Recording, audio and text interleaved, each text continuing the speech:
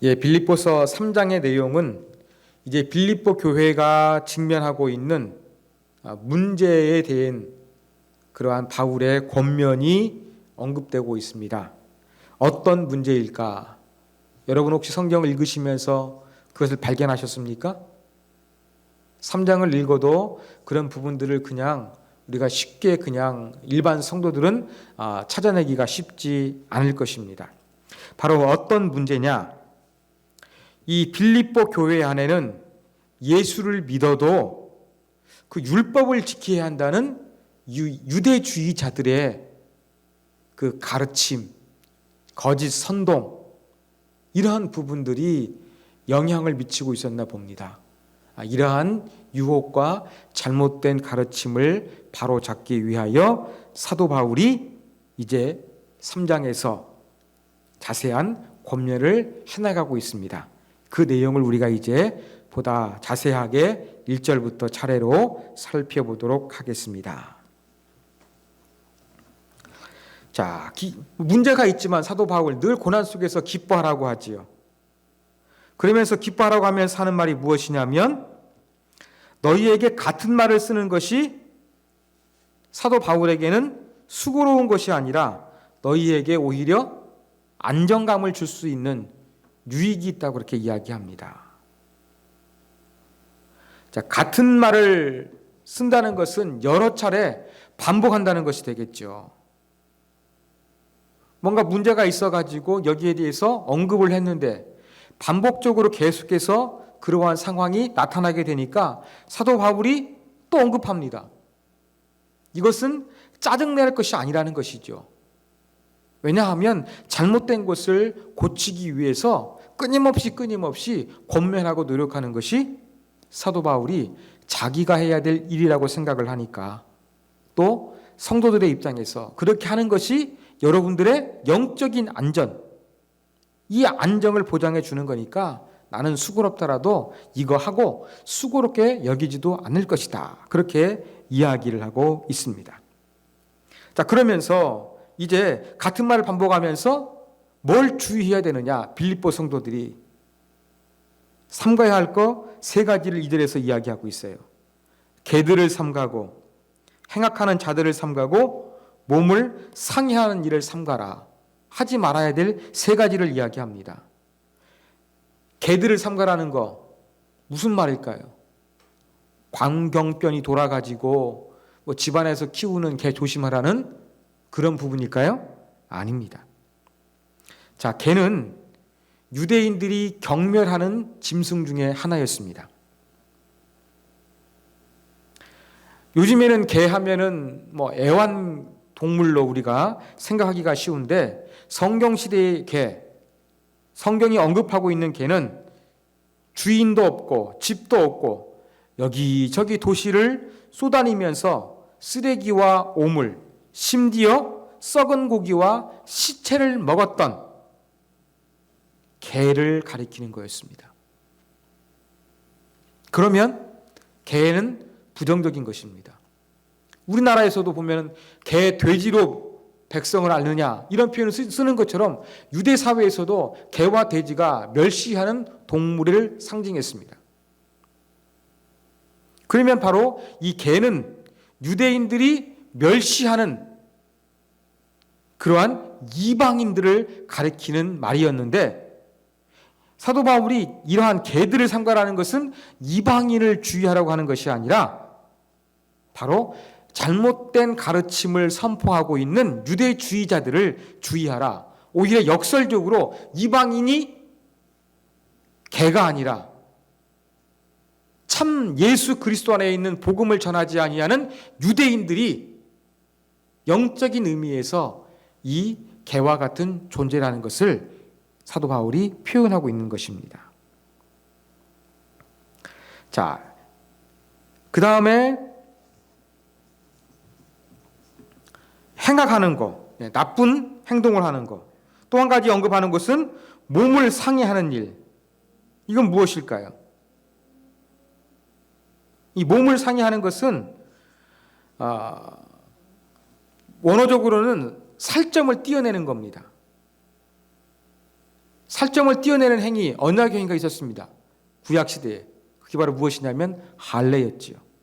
바로 몸을 상해하는 것은 할례를 가리키는 그러한 표현인데, 할례라고 긍정적으로 그렇게 표현하고 있는 것이 아니라 할례를 조금 깎아내리고 무시하고 중요하지 않는 표현으로서 어떻게 하느냐, 살점을 깎아내는 행동, 이렇게 사도 바울이 표현하고 있는 것입니다.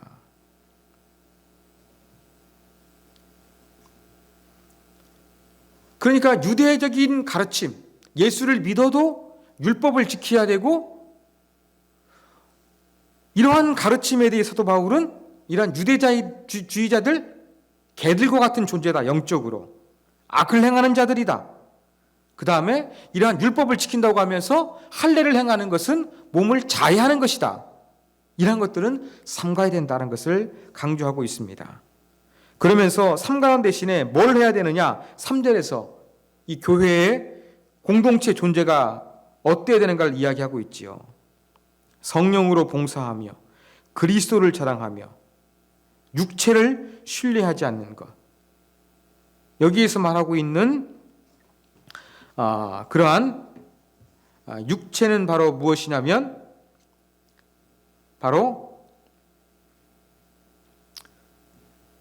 그 인간적인 것이 아니라 어떤 오직 하나님의 것을 하나님과 대비되는 것이죠.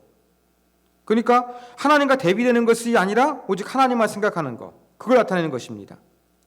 이런 것들 통해 이런 거 세 가지를 할 때 우리가 곧 할례판이라, 몸을 상하는 일이라고 경멸한 쪽으로 표현했지만 오히려 영적인 의미에서 성령으로 봉사하고 예수를 자랑하고 육체를 신뢰하지 않는 우리가 오히려 진정한 의미의 할례파와 같다.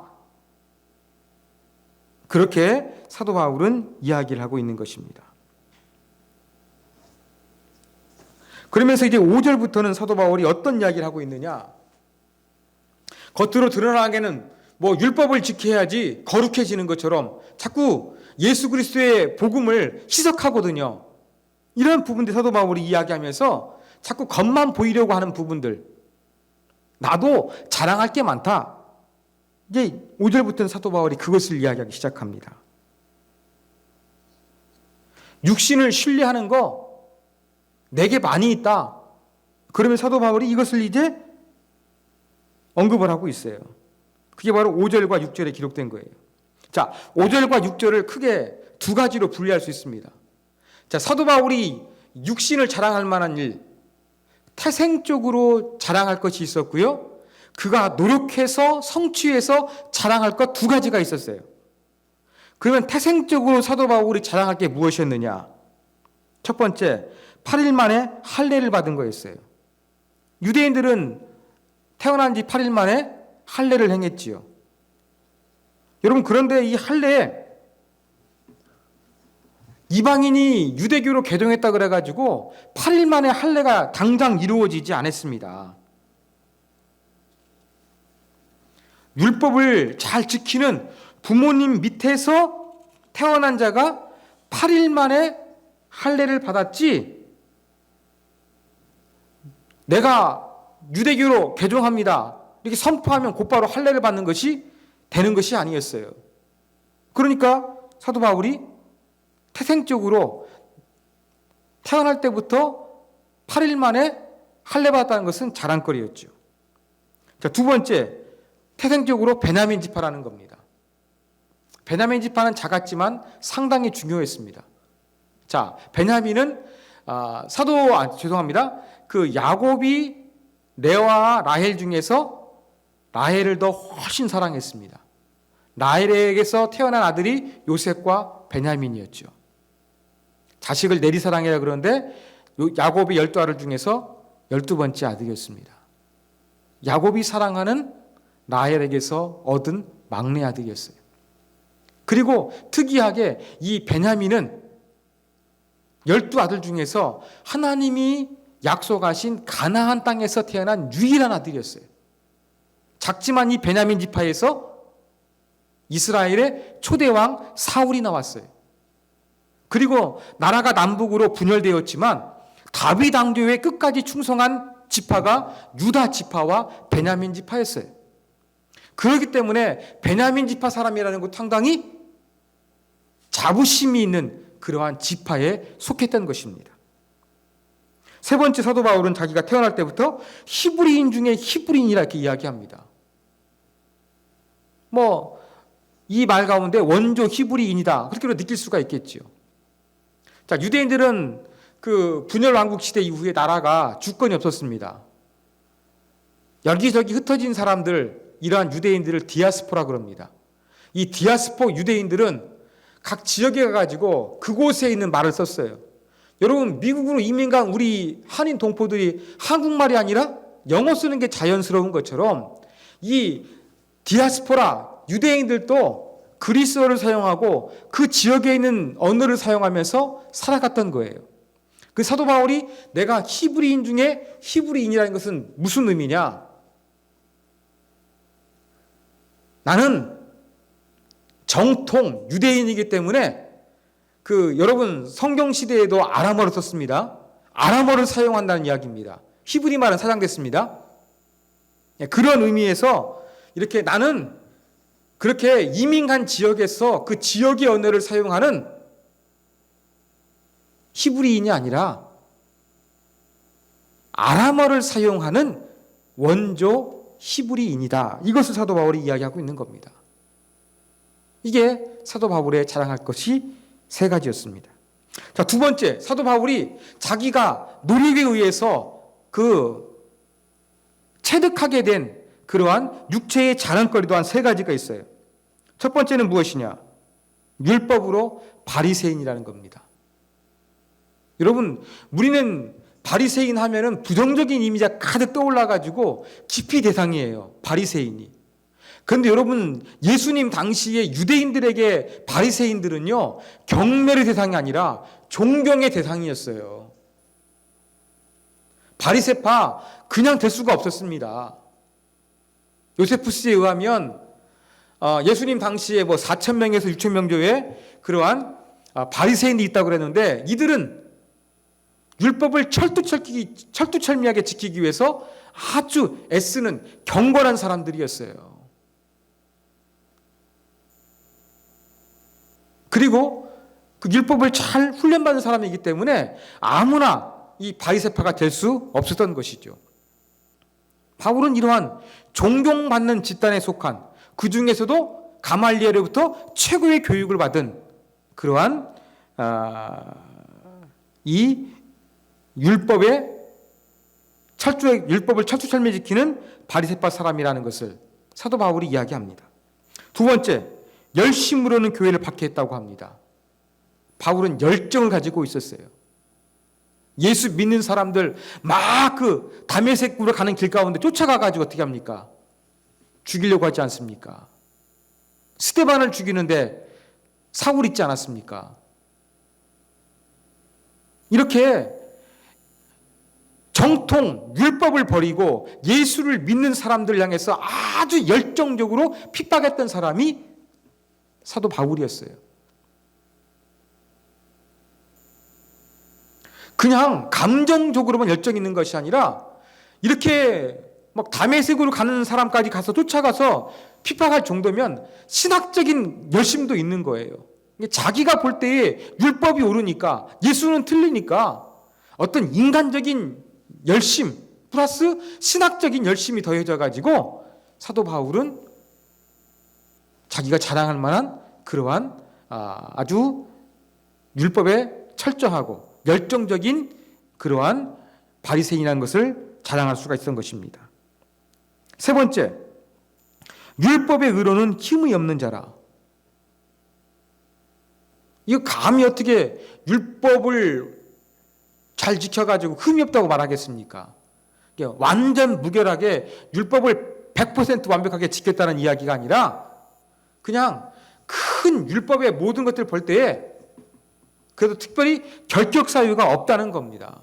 율법을 잘 지키고 여러 율법 조항들이 있지만 그래도 그 사람 율법을 범하지 않았네, 인정해 줄 만한 그러한 사람이라는 것입니다. 이렇게 사도 바울은 태어날 때부터 출신 성분이 좋아가지고 금수저였죠. 그래가지고 육체적으로 자랑할 것이 있었고, 사도 바울이 열심히 율법을 공부하고 열심히 살아가지고 인정받을 만한 그러한 그 자랑거리가 많다는 것을 이야기를 합니다. 그런데 7절, 그러나 반전이 이루어집니다. 무엇이든지 내게 유익하던 것을 내가 그리스도를 위하여 다 해로 여긴다. 그렇게 이야기합니다. 자기의 좋은 어떠한 출신 성분과 자기가 노력해서 얻은 업적들, 이 모든 것들이 이제 가치가 없어졌다고 이야기하는 것이죠. 자, 7절에서 유익과 해, 이것은 상업용어입니다.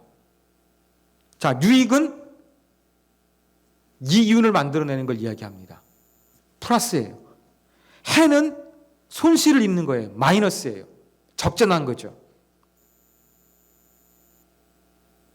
사도 바울은 이제 완전히 그 장부상에서 그 적자와 흑자가 완전히 역전이 되는 거예요. 예수 믿기 전에는 자기가 출신 성분, 자기가 율법을 지키기 위해서 열심히 노력했던 부분들, 이것이 최고인 줄 알았어요. 이것이 흑자라고 생각을 했거든요. 그런데 예수를 믿고 난 보니까 경제용어로 표현하면 이것은 마이너스구나. 예수 그리스도만 플러스구나. 이것을 발견하게 된 것입니다. 그래서 모든 것을 이제 해로 여긴다. 그렇게 이야기합니다. 근데 해로 여기는데 8절 더 심한 말을 쓰죠. 배설물로 여긴다. 여러분 쉽게 말하면 이건 변이에요. 똥이란 얘기죠. 아무런 그 똥과 같이 가치 없는 것이라고 그렇게 여기게 되었음을 그렇게 이야기합니다. 왜 그럴까요? 예수 그리스도를 아는 지식이 가장 고상한 것이다. 그렇게 이야기하고 있는 겁니다.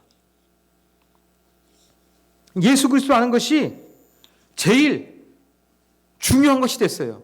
예수님과의 만남, 이것이 가장 소중한 것이 됐어요. 그래서 그 전에 모든 것 부분들 이제는 전부 다 똥과 같이 가치 없는 것으로 여기게 되었음을 바울이 그렇게 이야기를 하고 있는 것입니다.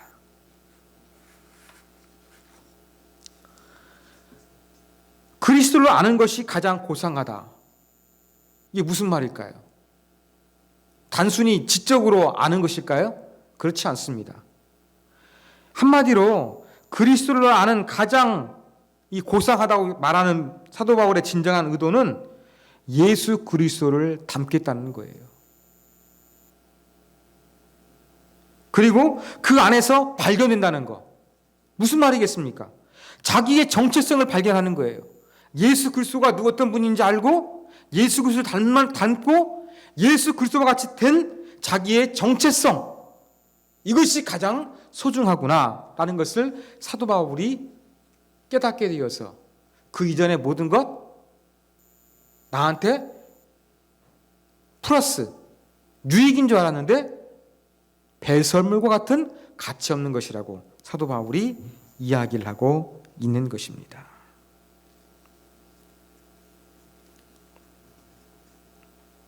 자, 그러면 사도 바울이 이 8절 보면은 모든 것을 해로 여긴다고 이야기합니다.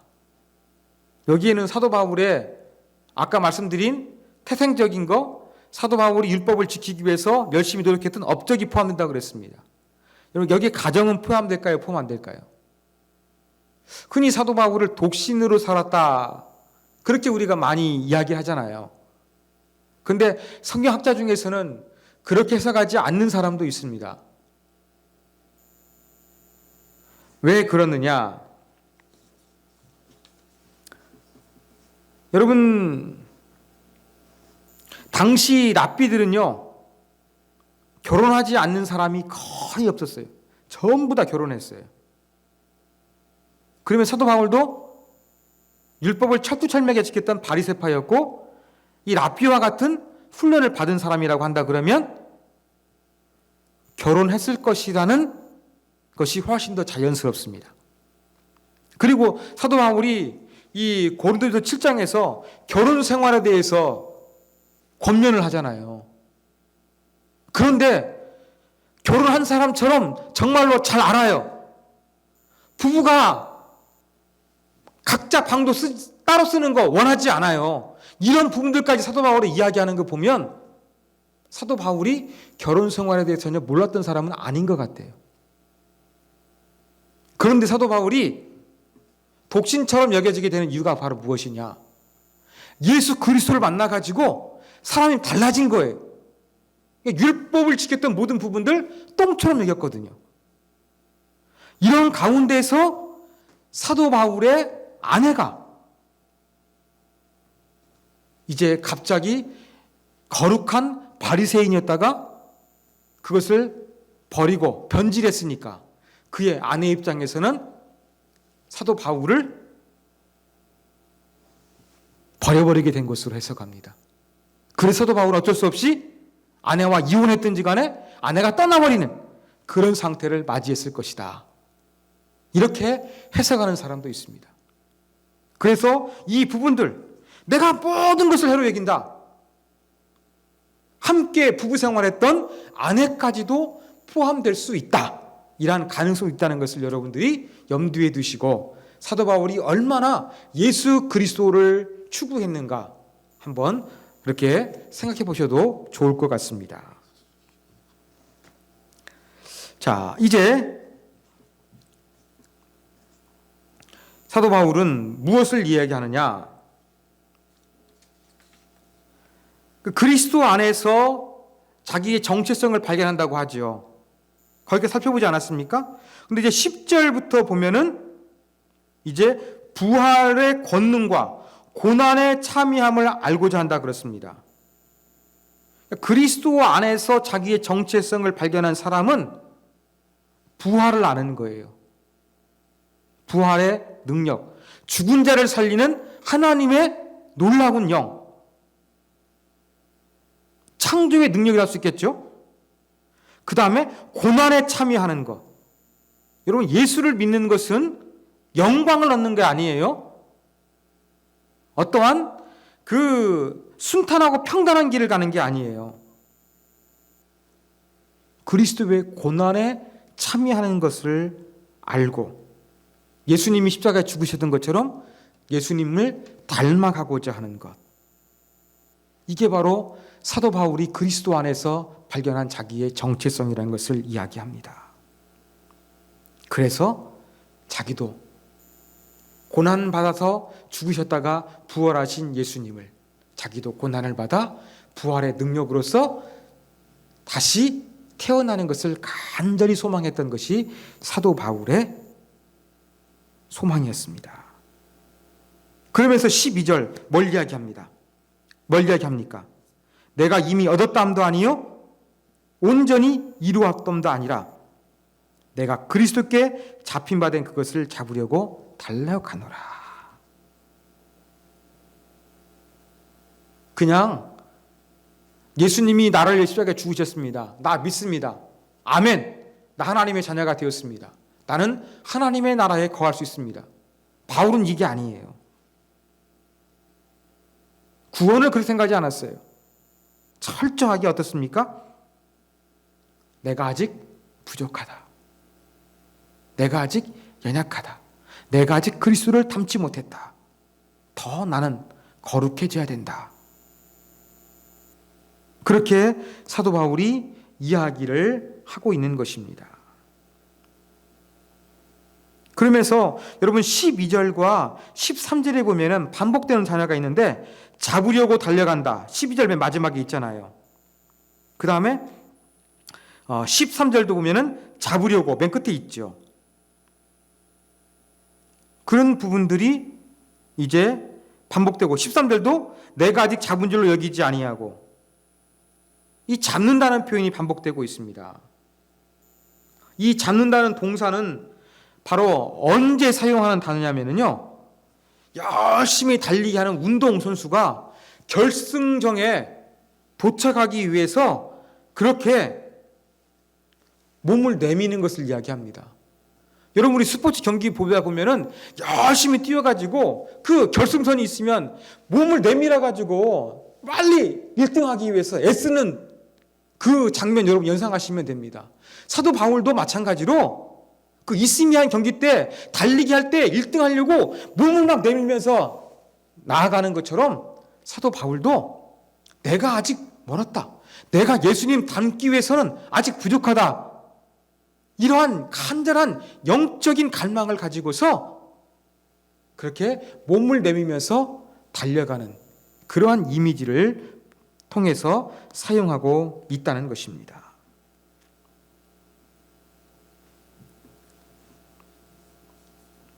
자, 그 다음에 13절에서 또 한 가지 있습니다.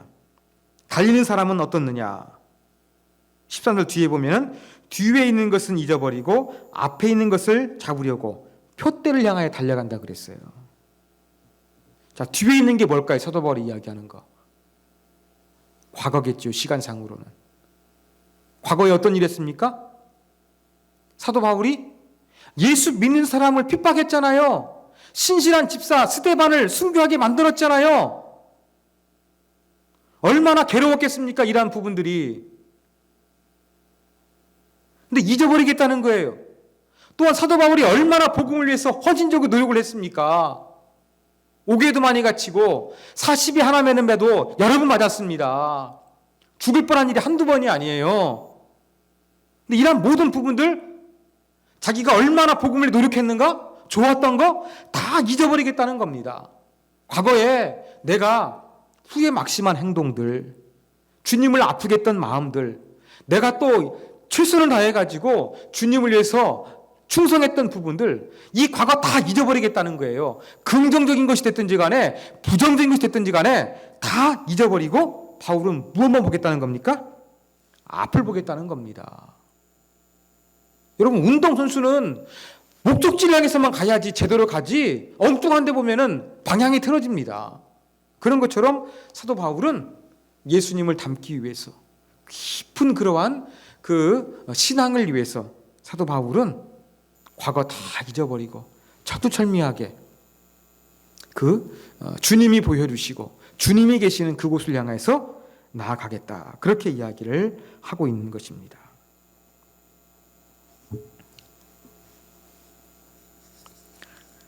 자, 15절부터 보면은 누구든지 우리 온전히 이룬 자들을 이렇게 생각할지니 조금 말이 어려워요. 온전히 이룬 자, 뭘 의미할까요? 아까 사도 바울은 얻었다 함도 아니요 이루었다 함도 아니라고 그랬는데 여기서는 우리 자기를 포함시켜가지고 우리 온전히 이룬 자들이라고 하면서 조금 지금까지 분위기하고 틀린 것처럼 보입니다. 자, 이것을 이해하기 위해서는 바로 무엇이냐면 여러분 어린아이를 한번 생각하시면 될 것 같아요. 자, 온전히 이룬 자들이라는 것은 여기에서 말하는 것은 어린아이 생각하시면 되겠습니다. 자, 어린아이 성장이 필요합니까? 안 필요합니까? 필요하죠. 그런데 신체적으로 보면은 반쪽짜리 인간입니까? 그래도 온전한 인간입니까? 온전한 인간이지요. 어린아이가 온전한 인간이지만 신체적으로도 더 자라고 다른 부분에서 더 성숙하고 성장하기 위해서 자라나야 되는 것처럼 우리 그리스도인들도 더 성장해야 된다는 것입니다.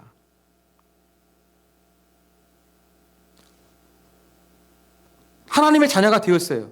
그러나 더 성장이 필요한 그러한 존재들이에요. 이러한 존재들은 어떤 생각을 가져야 되느냐? 너희가 달리 생각하면 하나님이 이것도 너희에게 나타내시리라. 달리 생각하면 나타낸다는 건 무슨 말이냐? 각자 하나님이 주신 그러한 수준에 맞게 살아야 한다는 이야기입니다. 하나님이 깨닫게 하시고 하나님께서 공고해 주시는 그러한 가르침에 맞게 살면 된다는 것입니다. 또 획일적인 가르침이 아니에요. 그런 부분들을 사도 바울이 언급을 하고 있습니다. 그리고 보면은 16절도 우리가 어디까지 이르렀든지 그대로 행할 것이다. 다 사람들 신앙의 성숙도가 다르잖아요.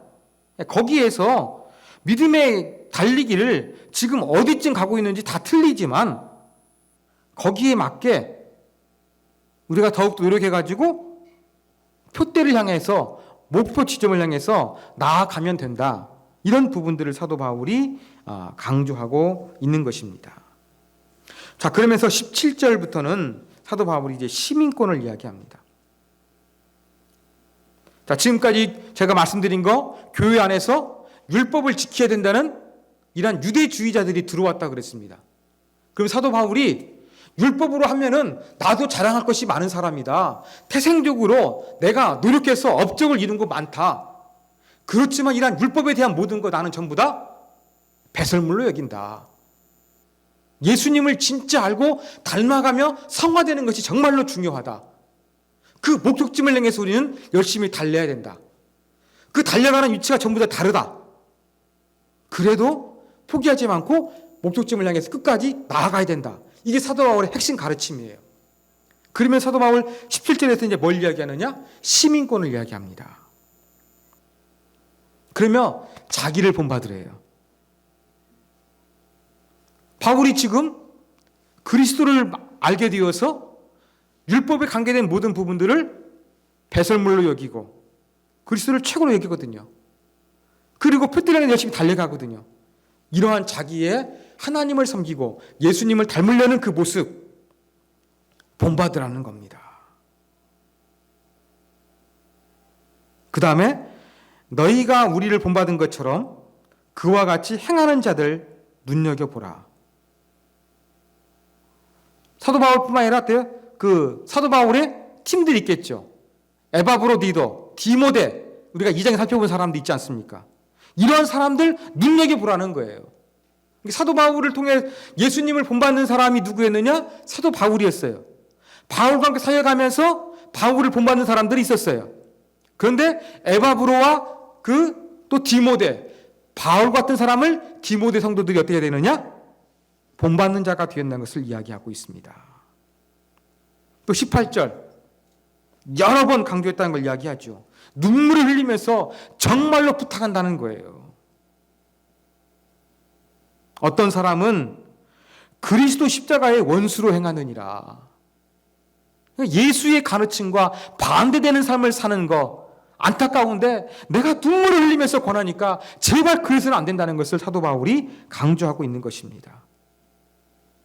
이렇게 십자가와 반대되는 그러한 삶을 살게 되면 19절 마침은 멸망이다. 그들의 신은 배다. 그들의 신, 가드, 그들의 어떤 신적인 존재를 여기는 것이 바로 뭐예요? 인간의 배라는 거예요. 그들의 영광은 부끄러움에 있고 땅의 일을 생각한다는 것. 전부 다 배, 자기 몸을 위한 거 아니겠습니까? 자기 중심적이고 멸망받을 일이고 땅의 것을 생각하는 행동이라는 것을 이야기하고 있습니다. 이래서는 안 된다는 겁니다. 본받으라는 겁니다. 그러면서 20절 시민권 언급하지요. 여러분, 시민권은 이 빌립보 성도들이 아주 이해하기 쉬운 그러한 단어였습니다. 제가 첫 번째 시간에 말씀드린 대로 이 빌립보라는 도시는 로마에 의해서 재건되었다 그랬죠. 그래서 퇴역한 로마의 장교들이 많이 이주해서 혜택을 줬는데 혜택 중에 바로 핵심적인 것은 바로 무엇이었냐면 로마에 시민권을 줬다는 것입니다. 그래서 그것을 뽐내고 자랑하며 살았던 사람들이 빌립보 시민들이었거든요. 그러니까 로마 시민권을 가지고 있어가지고 이 시민권이라는 것에 대한 이해가 아주 빨라요. 이것을 빗대가지고 사도 바울은 뭘 이야기합니까? 로마 시민권이 아니라 예수 믿는 우리는 하늘의 시민권이 있다.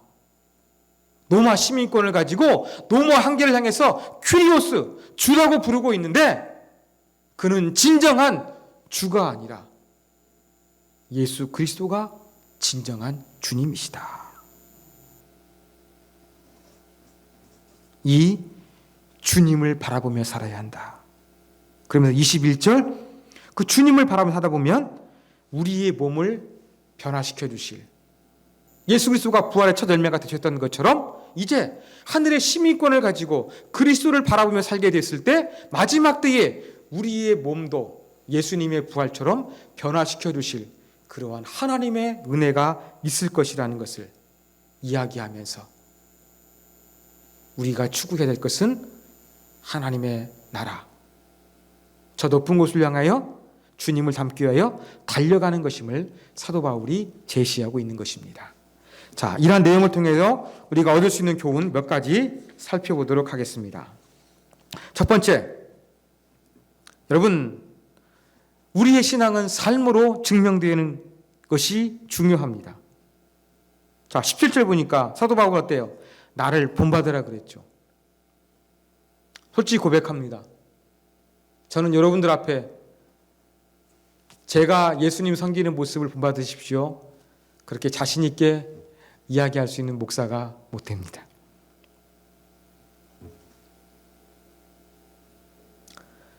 자신 있게 이야기하는 모습을 가진도 않았는데 저는 아직 멀었다는 것을 제가 느낍니다. 어떻게 단도직입적으로 내 신앙, 내가 하나님을 섬기는 모습을 본받으라 자신 있게 말해준 사람이 얼마나 되겠습니까? 사도 바울은 그런 사람이었습니다. 어떤 부모는 자녀에게 이렇게 말한다고 합니다. 야, 아들, 너 내가 한 대로 하지 말고 내가 말한 대로 해. 이 불행한 것이죠. 근데 사도 바울은 자기가 말로써 선포하는 것과 자기가 삶으로 보여주는 것이 일치했던 사람이라 나를 본받으라 그렇게 이야기하고 있었던 것입니다. 그렇습니다. 저와 여러분의 신앙은 바로 삶으로 증명되는 그러한 참신앙이 되어야 됩니다. 우리의 말이 아니라 사변적인 것이 아니라 실제적으로 삶의 자리에서 일상 속에서 나타나는 신앙이 되어야 한다는 것을 우리가 기억해야 되겠습니다. 두 번째 교훈입니다. 여러분, 참된 신앙은 그리스도의 고난에 동참을 요구하고 있다는 것입니다. 여러분, 사도 바울이 예수님을 만나서 변했어요. 자기가 가지고 있는 영적인 장부에서 플러스와 마이너스가 완전히 바뀌게 되었어요. 율법이 마이너스가 되고 그리스도가 플러스 핵심이 된 거예요. 그러면서 그 예수님을 담고 그 안에서 자기의 정체성을 발견하기를 원했습니다. 부활의 권능에 동참하고 예수 그리스도의 고난에 동참하기를 원했다고 이야기하고 있어요. 그 부활의 하나님의 능력만 있는 것이 아니라 또 한 가지는 뭐가 있습니까? 그리스도의 고난이 있는 거예요. 여러분, 진정한 주님을 따르는 것은요, 고난을 받아들이는 것입니다. 예수 믿어서 병 안 걸리고, 예수 믿어서 성공하고, 예수 믿어서 경제적인 자유를 누리는 거, 여러분, 이것은 진정한 복음이 아니에요. 진정으로 예수를 닮는 것은 십자가를 지신 예수 그리스도의 고난에 나도 동참하는 거예요.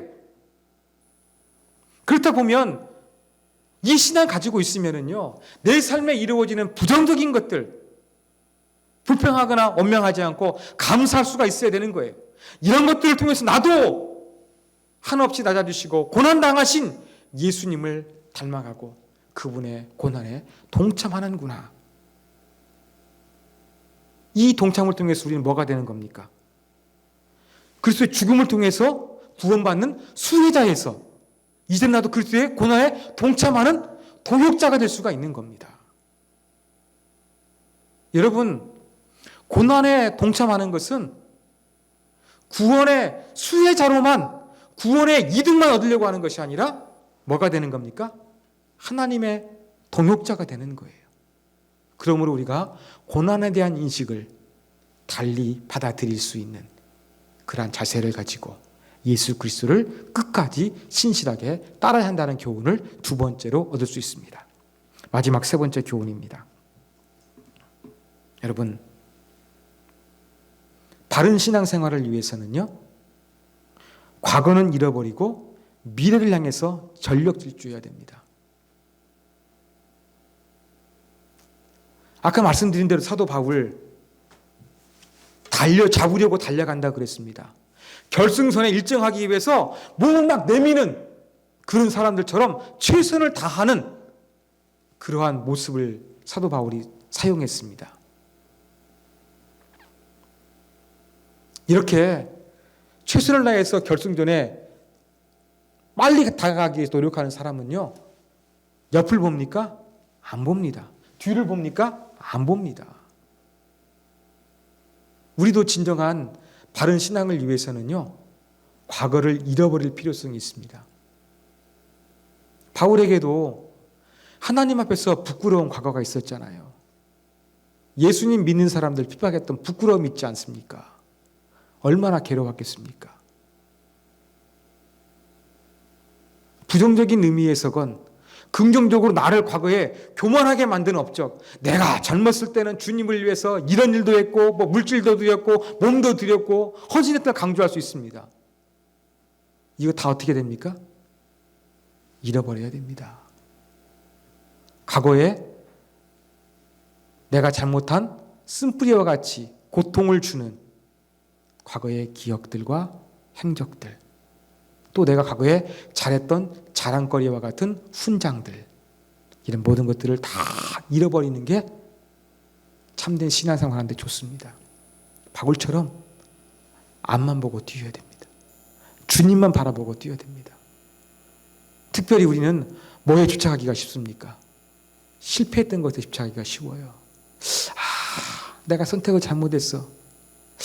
내가 조금 더 기도를 하고 결정했어야 되겠어. 우리에게는 그러한 후회와 그러한 과거의 선택이 끊임없이 우리를 괴롭힐 때가 있습니다. 그러나 진정한 신앙을 위해서 어떻게 되겠습니까? 과거를 잃어버려야 됩니다. 앞을 보십시오. 과거는 다 지난 겁니다. 그러한 모습으로서 우리가 오직 우리의 표대, 우리의 목적지 예수 그리스도, 이것을 바라보면서 달려가야 한다는 세 번째 교훈을 우리가 얻을 수 있습니다.